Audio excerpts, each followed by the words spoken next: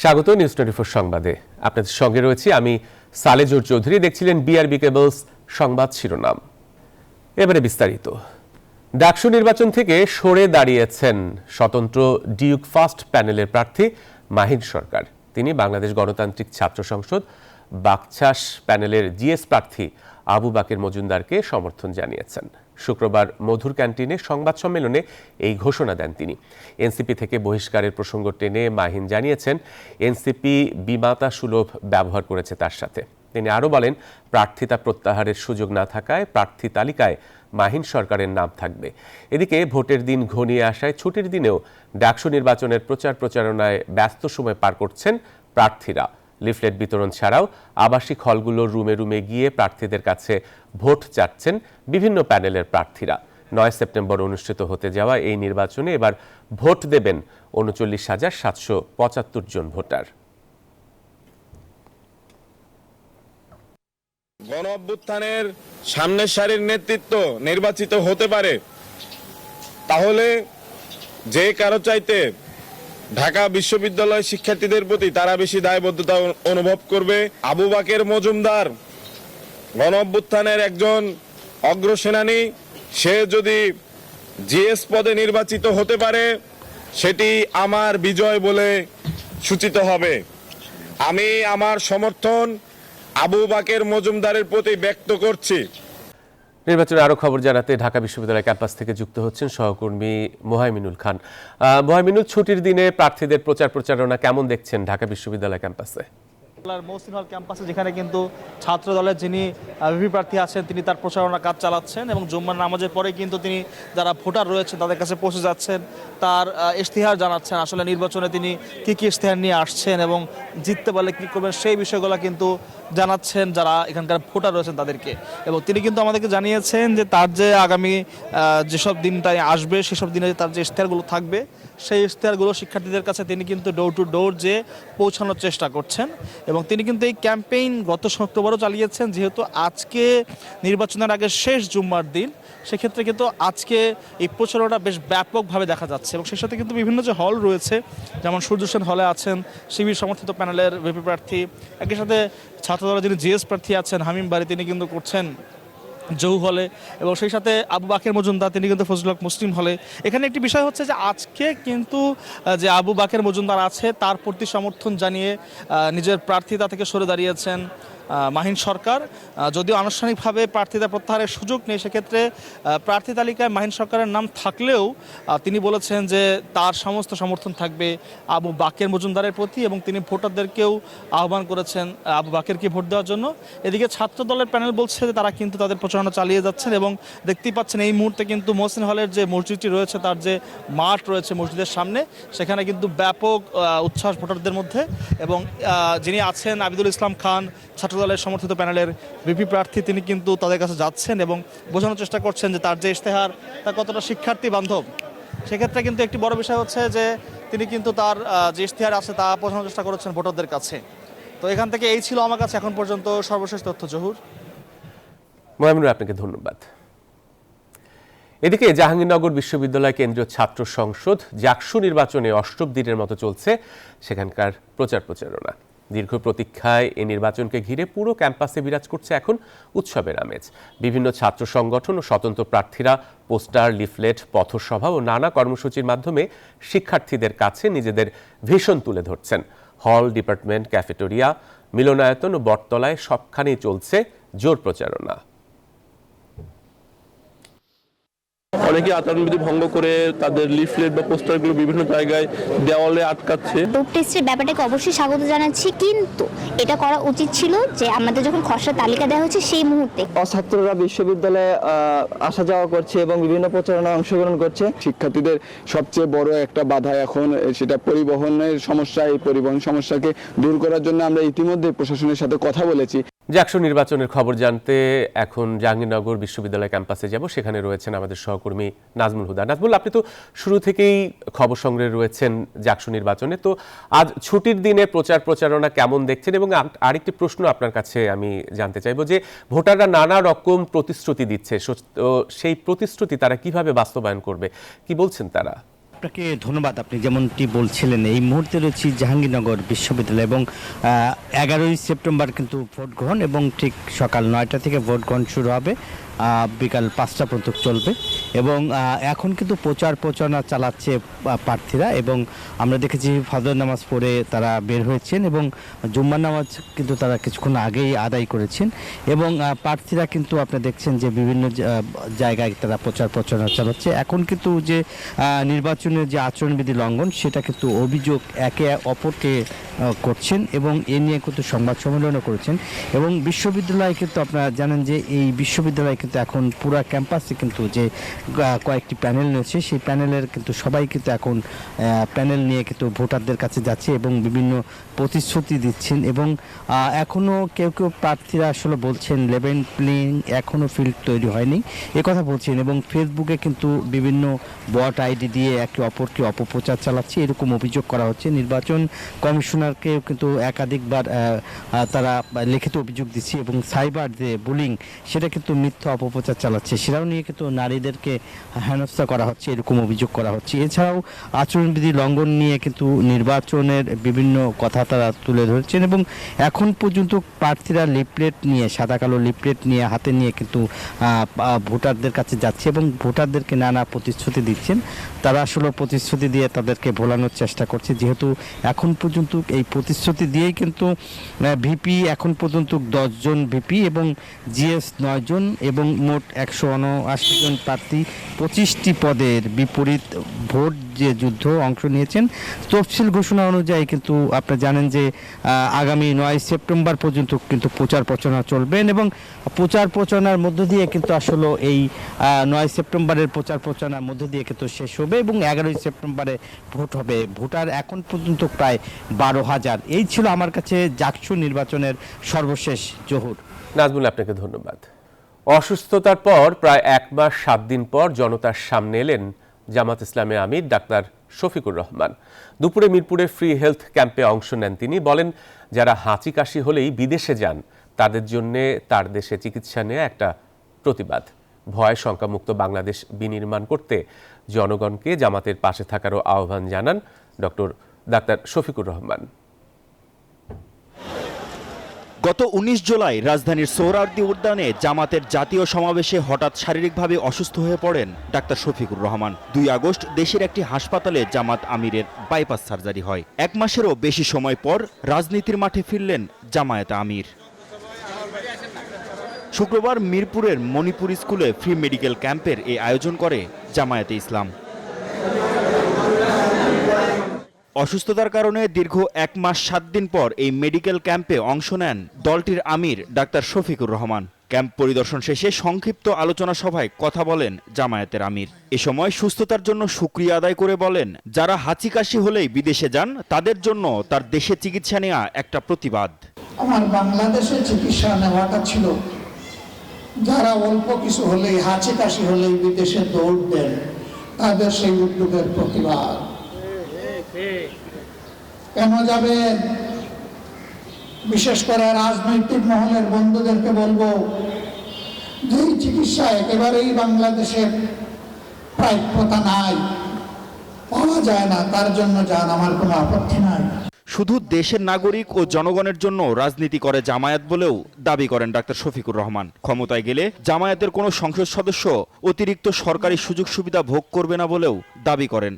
আগামীতে বাংলাদেশ জামাত ইসলামী থেকে যারা নির্বাচিত হবেন তারা সরকারের কোন প্লট অল্প মূল্যে গ্রহণ করবেন না ইনশাআল্লাহ।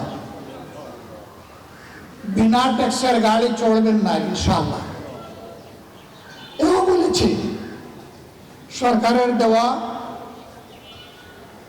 ন্যায্য যে সমস্ত সুযোগ সুবিধা আছে তার কতটুকু না নিয়ে পারা যায় তাও আমরা বিবেচনায়। ভয় ও শঙ্কামুক্ত বাংলাদেশ বিনির্মাণ করতে জনগণকে পাশে থাকার আহ্বানও জানান জামায়াতের আমির। ইনশাআল্লাহ। মাহমুদ হাসান, নিউজ 24, ঢাকা। নির্বাচন বানচালে দিল্লি থেকে ষড়যন্ত্র চলছে এমন মন্তব্য করেছেন বিএনপি চেয়ারপারসনের উপদেষ্টা জয়নুল আবদিন ফারুক। তিনি বলেন, আগামী নির্বাচনকে বানচালের চেষ্টা করলে জনগণকে সাথে নিয়ে তা রুখে দেওয়া হবে। শুক্রবার জাতীয় প্রেস ক্লাবে বিএনপির ৪৭তম প্রতিষ্ঠাবার্ষিকী উপলক্ষে আয়োজিত আলোচনা সভায় একথা বলেন তিনি। ফারুক অভিযোগ করেন, নির্বাচনকে বিভ্রান্ত করার জন্য পিআর সহ নানামুখী ষড়যন্ত্র করছে কোনো না কোনো রাজনৈতিক দল। যারা পিআর পদ্ধতি ছাড়া নির্বাচনে যাবে না, তাদের রাজনৈতিক কৌশল পরিবর্তন করারও আহ্বান জানান তিনি। একদিনের জন্য লোক তোমাকে বিএনপিকে ক্ষমতায়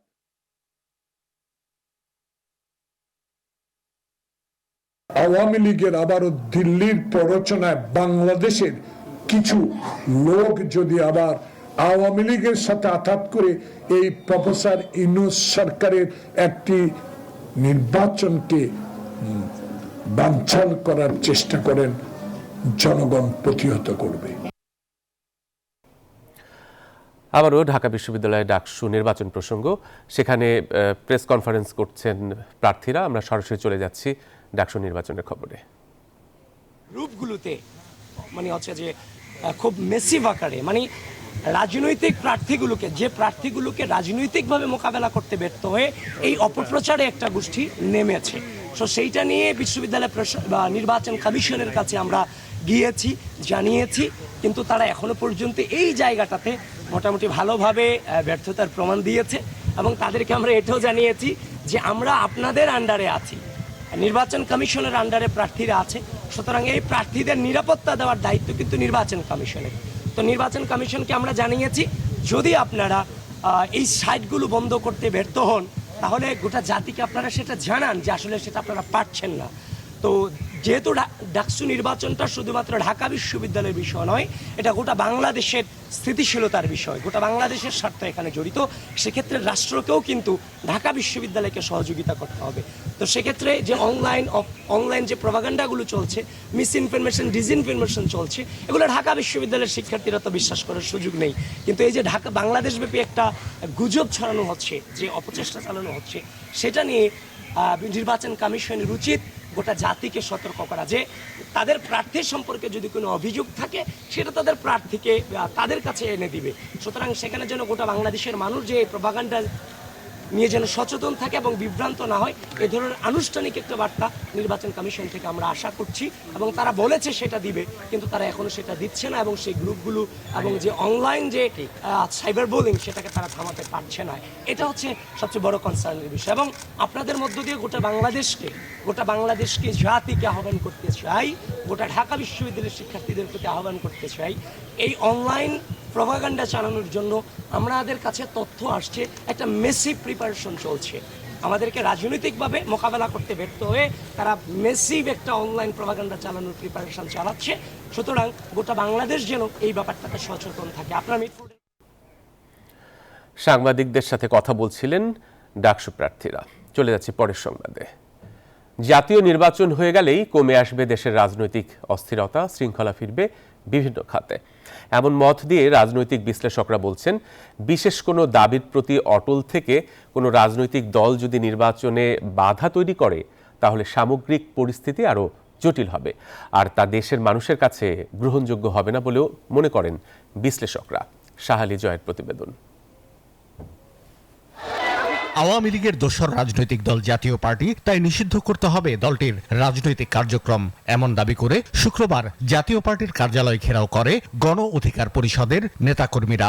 দুই পক্ষের ধাওয়া পাল্টা ধাওয়ার পর আইন শৃঙ্খলা বাহিনীর বেধড়ক পিটুনিতে মারাত্মক আহত হন গণ অধিকারের শীর্ষ নেতা নুরুল হক নূর। এ ঘটনার জের ধরে পরবর্তী কয়েকদিন উত্তাল থাকে দেশের রাজনৈতিক অঙ্গন। পরিস্থিতির নিয়ন্ত্রণে শীর্ষ রাজনৈতিক দলগুলোর সঙ্গে বৈঠক করেন স্বয়ং প্রধান উপদেষ্টা। রাজনৈতিক বিশ্লেষকরা মনে করেন, বড় একটি গণ অভ্যুত্থানের পর এমন অস্থিরতা অস্বাভাবিক কিছু নয়, বরং অনেক দেশে দীর্ঘ সময় লেগেছে স্বাভাবিক অবস্থা ফিরে আসতে। বাংলাদেশের পরিস্থিতি এত খারাপ না যেটা স্বাভাবিক হতে 5 বছর সময় লাগবে। আমি মনে করি নির্বাচনটা হয়ে গেলে পরিস্থিতি অনেকটাই নিয়ন্ত্রণের মধ্যে চলে আসবে। সরকারের পক্ষ থেকে যেটা বারবার বলা হচ্ছে যে ফেব্রুয়ারিতে ইলেকশন হবে, সরকার যদি অবস্থানটা ধরে রাখতে পারে, এবং যেটি এখন বাংলাদেশের বাস্তবতা, যে নির্বাচন যত দ্রুত হয় তত দেশের জন্য মঙ্গলজনক, এই অবস্থানটি ধরে রাখতে পারলে অন্যান্য যে ফ্যাক্টরগুলো তৈরি হচ্ছে আমার মনে হয় সেটা রিজলভ হবে। জামায়াতে ইসলামী দাবি করছে আগামী জাতীয় নির্বাচন হতে হবে পিআর পদ্ধতিতে। এনসিপি বলছে আগে হতে হবে গণপরিষদ নির্বাচন। গণপরিষদ নির্বাচন অনুষ্ঠিত হয়ে, তবে বিশ্লেষকরা মনে করছেন সরকার ঘোষিত সময়ে নির্বাচন হলে এমন দাবি থেকে তারা সরে আসতে পারে। দীর্ঘদিন নির্বাচন হয়নি, নির্বাচন প্রয়োজন হবে, এই প্রেশারটা কিন্তু রাজনৈতিক দলগুলোর উপরে আছে, যেটা আমরা ভুলে যাচ্ছি। এবং একটা ঠুনকো কোনো ছিলায় কেউ নির্বাচন করবে না বা নির্বাচনকে বাধাগ্রস্ত করবে, এটি কিন্তু আমার মনে হয় দেশের জনগণ মেনে নেবে না এবং যে কোনো রাজনৈতিক দলের জন্য সেটি অশনি সংকেত হবে। যেই সমস্ত রাজনৈতিক দল সক্রিয়, সেটা বিএনপি বলুন, জামাত ইসলামী বলুন, এরা সবাই কিন্তু নির্বাচনপন্থী দল এবং নির্বাচন না করলে রাজনীতির যে লড়াই, সেই লড়াইতে অনেকটা পিছিয়ে পড়ে যাওয়ার সম্ভাবনা আছে। তো সেই সম্ভাবনা বিচার করেই আমি মনে করি যে আগামীতে যে ফেব্রুয়ারিতে যে নির্বাচন হওয়ার কথা, সেই নির্বাচনে সবাই অংশগ্রহণ করবে। রাজনৈতিক বিশ্লেষকরা বলছেন সংখ্যানুপাতিক পদ্ধতির নির্বাচন নিয়ে কয়েকটি দলের আগ্রহ থাকলেও দেশের ভোটাররা এখনো এই পদ্ধতির জন্য প্রস্তুত নয়। পিআর নিয়ে একটা বিপদ আছে, বিপদটা হচ্ছে ঝুলন্ত পার্লামেন্ট সৃষ্টি হওয়া। এই ঝুলন্ত পার্লামেন্টকে পুঁজি করে আধিপত্যবাদী শক্তি এখানে নানা রকমের খেলা খেলবে, নানা রকমের ষড়যন্ত্র করবে এবং এর ফলে দেখা যাবে আজকে এক মন্ত্রিসভা, 3 দিন পরে আরেক মন্ত্রিসভা। এই অবস্থায় দেশের উন্নয়ন বলুন, দেশের মানুষের শান্তি বলেন, আইন শৃঙ্খলা বলেন, সবকিছুই কিন্তু টালমাটাল হয়ে যাবে। বিশ্লেষকরা মনে করেন সংবিধান পরিবর্তনের জন্য আলাদা করে গণপরিষদ নির্বাচন রাষ্ট্রের ব্যয় বাড়াবে। তাদের মতে নির্বাচিত সংসদ সদস্যরাই তা সংশোধন করতে পারেন। শাহ আলী জয়, নিউজ 24, ঢাকা। রাজধানীতে বস্তি বাণিজ্য সব থেকে এগিয়ে মিরপুরের মোল্লা পরিবার। তার পরের অবস্থানে রূপনগর ঝিল পাড়ের বস্তির মালিক মাতবর পরিবার। আর রাজধানীর বিস্ফোরা করাইল বস্তির 50,000 ঘরের মালিক 200 জন। এসব বস্তি যেন তাদের ব্যবসার অন্যতম উৎস, তেমনি রাজনীতিতে প্রভাব বিস্তারের হাতিয়ারও। নাইমাল জিকোর ধারাবাহিক প্রতিবেদনের আজ দেখুন শেষ পর্ব। ক্যামেরায় ছিলেন মুরাদ আক্তার।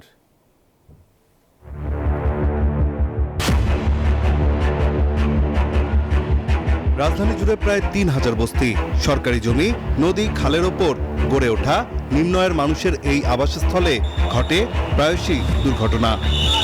আগুনে পুড়ে নিঃস্ব হয় বহু পরিবার। রাজধানী জুড়ে গড়ে ওঠা এসব বস্তির মালিক কারা, এমন প্রশ্নের জবাব খুঁজতে অনুসন্ধানে নামে নিউজ 24 টিম।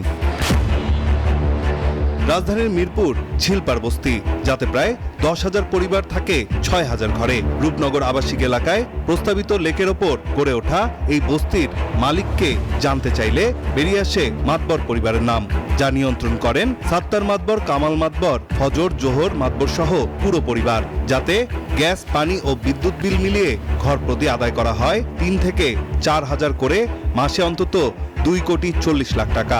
বিল্ডিং বাড়ি করেছে সাত্তার, ফজর, জোহর, উমর, ইউসুফ, দেখবে 13 নম্বর রোডে, 14 নম্বর রোডে, 7 নম্বর দখল রোড আছে। এটা আমি এটা হ্যাঁ, উনি অন্য জায়গায় থাকে, আইয়া ভাড়াতে লাগে। 4,000 টাকা নেই রুম ভাড়া সহ। হ্যাঁ, এর মধ্যে আর কি কারেন্ট, গ্যাস আর কি। এটা হচ্ছে এই যে কামরুল মাতবর।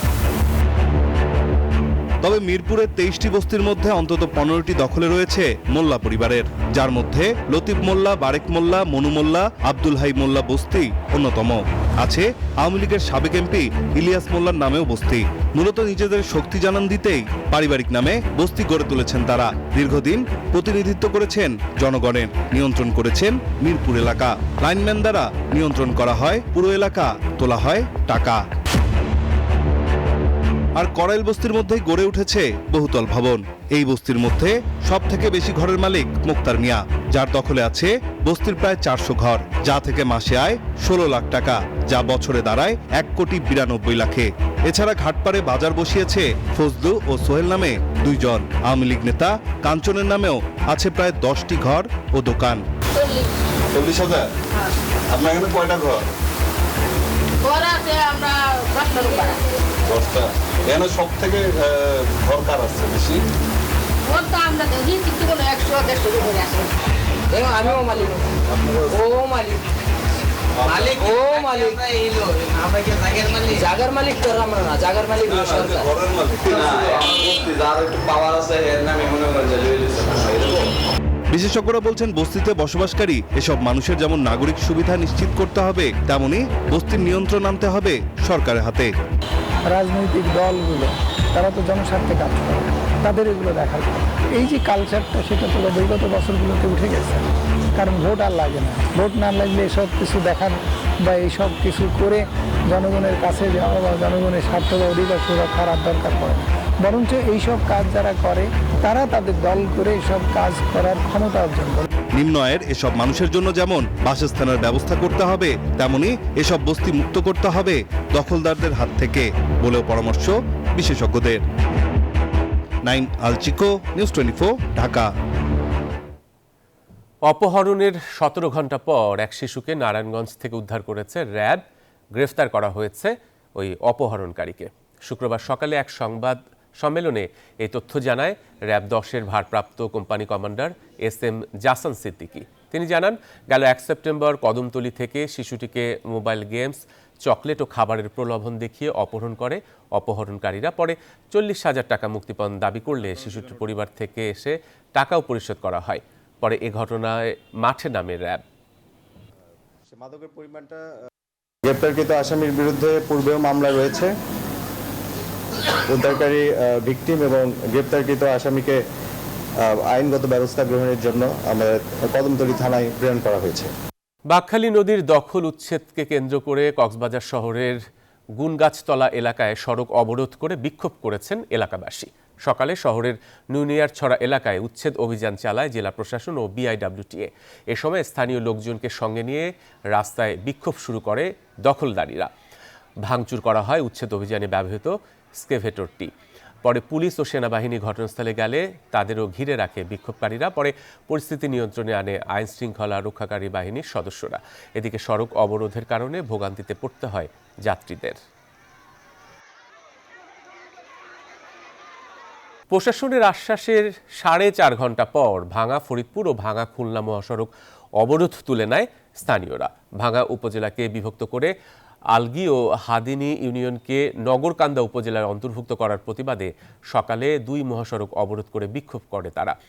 এ সময় ঢাকা খুলনা ও ঢাকা বরিশাল মহাসড়কে যান চলাচল বন্ধ হয়ে যায়। এতে চরম ভোগান্তিতে পড়তে হয় যাত্রীদের। নির্বাচন কমিশনের প্রকাশিত গেজেটে ফরিদপুর 4 আসনে ভাঙা উপজেলা আলগি ও হামিদি ইউনিয়নকে কেটে ফরিদপুর 2 আসনে অন্তর্ভুক্ত করা হয়েছে। এই সিদ্ধান্তের প্রতিবাদে মহাসড়ক অবরোধ করে বিক্ষোভ করে তারা।